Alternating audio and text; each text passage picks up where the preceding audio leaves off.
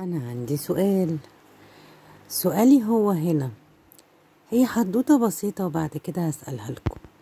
في حد لسه شايفاها فيديو عمل عملية عشان يطول، لدرجة اللي هو كسر رجليه وركب عظم من عظم، وبعد كده حاولوا يعلموه المشي، وده لمدة طويلة. انت عارف يعني ايه تستحمل ألم كسر وتتعلم بعد كده اللي انت تمشي؟ وبعدين الراجل دوت كان سنه كبير مش صغير كمان.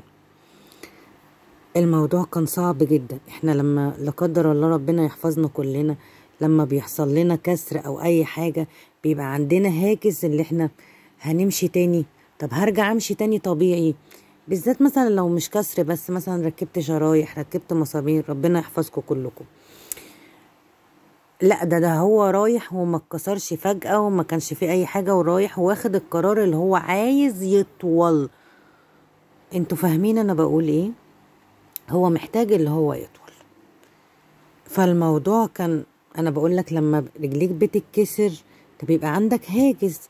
لا ده قعد فترة كبيرة في المستشفى، وبعد كده اتعلم المشي، وبعد كده كان جايب صوره بقى بين قبل العملية وبعد العملية.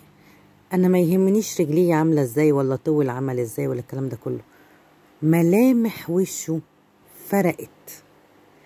عشان كده بقولك الألم النفسي ولا الألم العضوي، هو الاتنين ألم في كلتا الحالات.